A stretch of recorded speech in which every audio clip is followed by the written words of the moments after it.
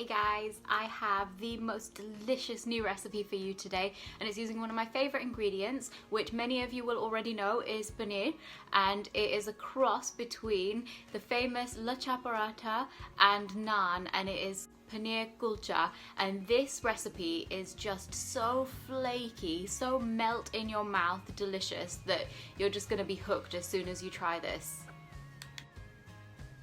I'm going to share with you all of my best tips for getting really light and flaky kulcha, and also that incredible tandoori finish without using a tandoor. So you don't need any fancy equipment for this. Even just a frying pan will get you incredible results. Now, if you're a paneer lover and you also love both lachha paratha and naan, you are in for a treat, because this kulcha recipe is the perfect hybrid cross between the two. So imagine those two things came together to make this incredible love child. That is kulcha. And it is so lovely, so flaky, really delicious, and you can eat it on its own with your favorite pickles and plain yogurt or bundi raita, or you can serve it with chole, which is like a chickpea curry. The choice is absolutely yours. So I have everything that I need for the dough for these kulchas here in front of me, and in this big bowl here I have some plain flour, just regular plain flour. And to that I'm going to add some salt. I'm using Himalayan pink salt here, but you can use any kind of salt. And then I have some sugar and some baking powder, not baking soda. That's really important. You need baking powder for this recipe. And then in my little bowl here I have some yogurt, just some plain yogurt, and some oil, some sunflower oil I'm using today, just some warm water in this glass. And then to laminate the dough, because we're going to use a special technique for this recipe called lamination, where we're going to add some butter and flour and then fold it so that we can create some really lovely flaky layers for our kulcha. So in my little plate here I have some paneer. This is just shop bought paneer that I've grated, and then I'm going to just knead it a little bit so that it becomes a bit more smooth. You can use homemade paneer, of course, that would be ideal for this, but just make sure that it's really well drained, because we don't want excess moisture in this filling. And then in my little plate over here I have some onions. Make sure they're really finely chopped, because we don't want any trouble kind of rolling these kulchas out. So the more finely chopped your ingredients are, the easier it's going to be for you to get that filling rolled nice and evenly inside the dough. And then I have some chopped fresh coriander here, some ginger. This is just ginger pureed so that it's really nice and fine. I have some chillies. These are fresh green chillies, and some amchur, which is dried mango powder, which is going to give this a really lovely kind of tanginess that's really characteristic of the kulchas that you get in Amritsar and the northern parts of India. And then here I have some salt, just regular salt this time, and some suji or semolina. This is coarse semolina. You can also replace this just for some plain flour as well. Just refer to the recipe when you're looking for measurements for all of this as well. I'll post it at the end of the video. And these are the dry spices that we're going to use. The most important ones, of course, are whole coriander seeds and ajwain or ajmo. These are carom seeds, and these are going to add that really nice kind of flavor that you get from kulcha in the northern parts of India. And then I have some jeera, cumin seeds, and some fennel seeds here. I just love the sweetness that you get from fennel seeds. You don't have to add them if you don't want to, but I think they add something special to this recipe. And then here I just have some kasuri methi or dried fenugreek. You can use fresh, that would be amazing, but I don't have fresh at the moment, so we are using dried today. And similarly, because I don't have any fresh methi at the moment, I have mixed up some fresh coriander that I've finely chopped with some more kasuri methi, and this is going to go on the top of our kulcha once we have rolled them. Just before we're ready to roast them in the pan, we're going to add some of this, and this is going to give it a really lovely look on the outside. And then also some more butter. Of course, we need butter to spread on top, because what is a kulcha without butter? So in my bowl of flour, I'm going to go ahead and add all of the dry ingredients. So we've got the salt, sugar and baking powder, and that's all going to go in. And then we're gonna give it a nice little mix with our hands. And then immediately afterwards, I want to add in my yogurt. And we'll just get all of that in there. And to that, I will begin to add my water in a little well, just like that. And use my hands to gently kind of bring it all together.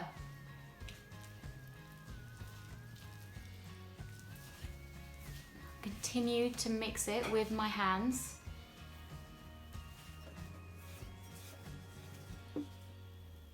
Now this has come together nicely as a little dough, and at this stage we want to take our oil and just add all of that in and really now give this a good thorough knead until it is lovely, smooth, soft and silky. Just work it for about 5 to 8 minutes at least, because we want that gluten to develop in this dough. But I've kneaded this for about 5 minutes now, and as you can see it's really nice and soft, but let me just show you real quick that it is also still quite sticky, and that is great because stickiness is going to disappear as this rests. So we need to make sure that we're resting it sufficiently, and just use a little damp tea towel and leave this to rest for about 30 minutes. It's time to roast our spices now. So in my plate here, I've got the coriander seeds, the jeera or cumin seeds, fennel seeds, ajwain and kasuri methi, and this is all gonna go in a dry frying pan or saucepan. I've got a little saucepan here because I find it a little bit easier to control, and all I'm gonna do is not add any oil. These are gonna be dry roasted, so we just leave this in here to kind of get nice and toasty and aromatic. My kulcha masala is now ready. I've ground it up quite finely. There are some coarse bits in it, as you can see, but for the most part it needs to be quite fine. And now we're ready to get on with our filling. My grated paneer is now in the bowl, and it's time to add in all of the other ingredients that we have remaining. So let me just bring this a bit closer so that you can see. I have my ginger that's gonna go in, and all of this gets dumped in. It's really easy. So we're gonna put our coriander, red onion that's been really finely chopped, our amchur and green chili, and then finally we have our salt and semolina, and everything goes in all at once.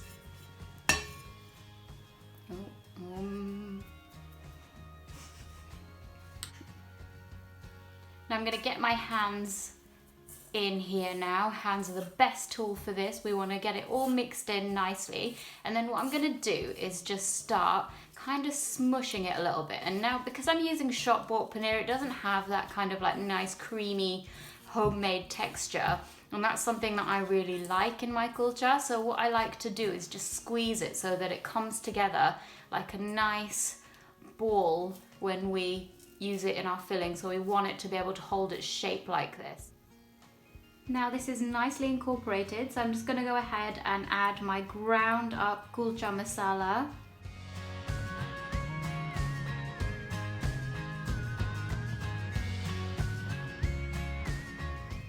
And the key to good kulcha filling is a really nice, smooth and creamy filling that is easy to kind of spread and roll, because our dough is going to be super soft. So we want this nice filling to be really smooth and creamy so that when we press it down, it distributes nice and evenly. My filling is all portioned out now, so I'm going to get on with the dough for this. So I've just uncovered my dough now, and we are ready to start laminating this. So what I need to do is start making this bigger than it is, and I'm not going to use a rolling pin for this. I'm just gonna take it easy and try and use my hands for as much as I can, because this is a really forgiving recipe and you don't need special equipment or anything to make it. I like to use my hands as much as possible, so let's just stretch this out as much as we can using our hands.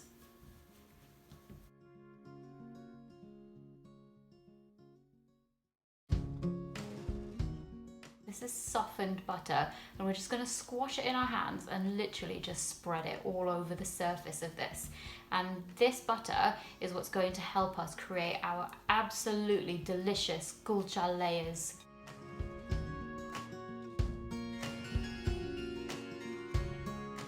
And now I'm just sprinkling this all over with flour, and that is also going to help us get those gorgeous layers all over our kulcha.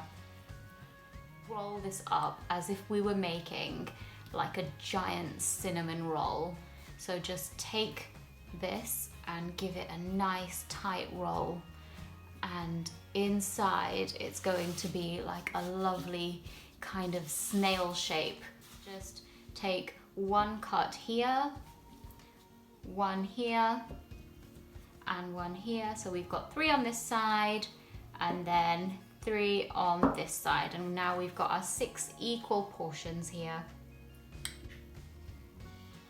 I'm going to take my dough portions here and just pinch the edges closed, and we don't want to open this up, we don't want to expose any of that butter, so we'll just pinch it around and form a little ball, which we will then just flatten like that, and that is our bera, or our portion for this.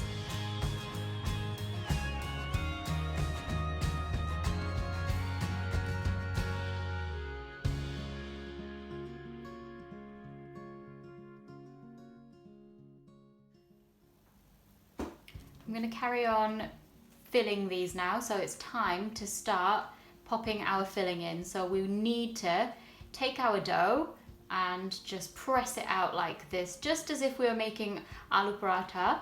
And if you've seen that video and you've made them, you'll be an absolute pro at this. And what we need to do is make the sides nice and thin and the middle bit just a little bit thicker, so that it is able to withstand our nice filling. So kind of make it into, kind of looks like a little sombrero, just make it into that shape.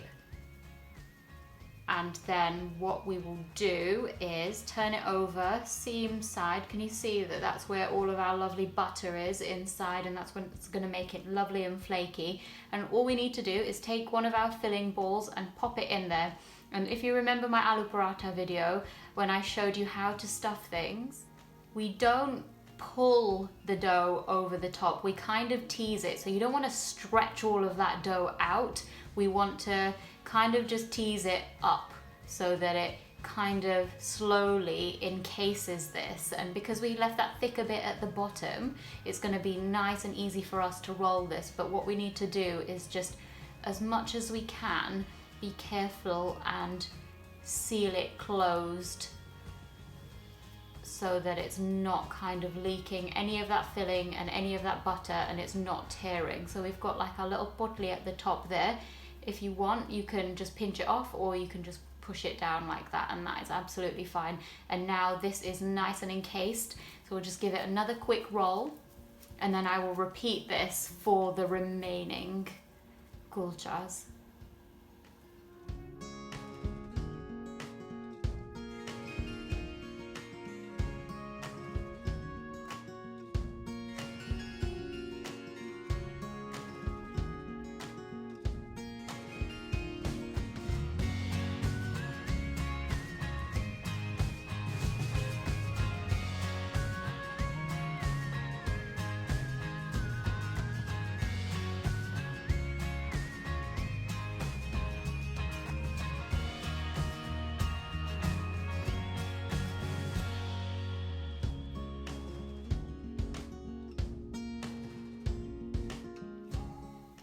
This kulcha is now ready to be rolled out, so I'm going to take one of these, and instead of using flour to roll these out, we're going to use a little bit of oil. And the reason for that is that we don't want these to become like all floury on the outside, because when we cook them at a high heat, they are going to start smoking, and that excess flour on there will start to burn on. We don't want that to happen at all. So what we need to do is take this and start pushing it. We've covered it in a little bit of oil, and that's going to stop it from sticking to our board, and just gently kind of push it and even it out. And if you remember our aloo paratha video as well. This is the same technique that we use to kind of just get everything nice and even, get that filling distributed so it's not cracking and falling out the sides.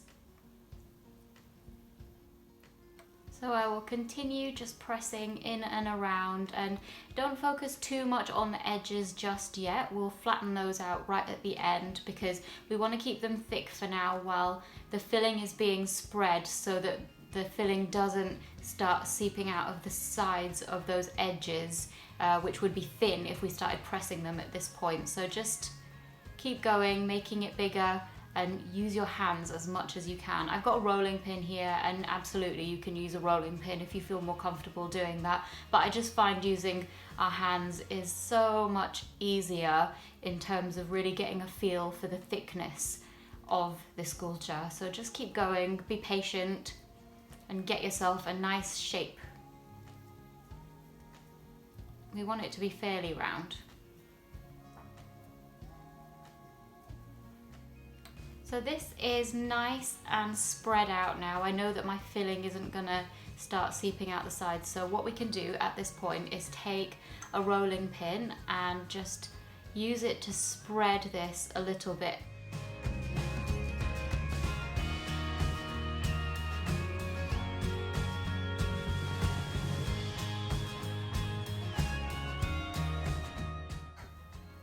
This looks really perfect to me, and you can see all of that lovely filling inside, but it hasn't cracked and it's not letting any of that filling through. Now the final touch for any kulcha is a little bit of freshness on top, and I'm using that in the form of some coriander, which I'm going to spread, and I've mixed that with a little bit of methi, and I've used kasuri methi because I haven't got the fresh methi at the moment, and normally it's traditional to use fresh methi on top of this, but because it's tough to get at the moment, I'm not adding that. But we want to kind of press it in and make these kind of nice indentations with our fingers, and don't go too hard, like you don't want to go tearing holes in it. Can you see that kind of like pock-marked surface that has been created using our fingertips? That is what's really iconic of a good kulcha. So my pan is heating up here now. What I need to do now is take my kulcha and take some water and just spread some water all over the base of this, and this is what's going to help it stick to the pan, and it's also going to create some nice steam in there for us so that it cooks nicely in the steam and doesn't turn like hard and rubbery. This is what's going to keep it soft. So now this is all painted with water, I'm just going to slap it down onto my tawa and make sure that it's got good contact with that. So I just want to show you really quickly how low my gas is. It's on quite low. It's like a small to medium sized burner, and that is just on a little bit higher than the lowest setting, and this needs no longer than about 90 seconds on this side.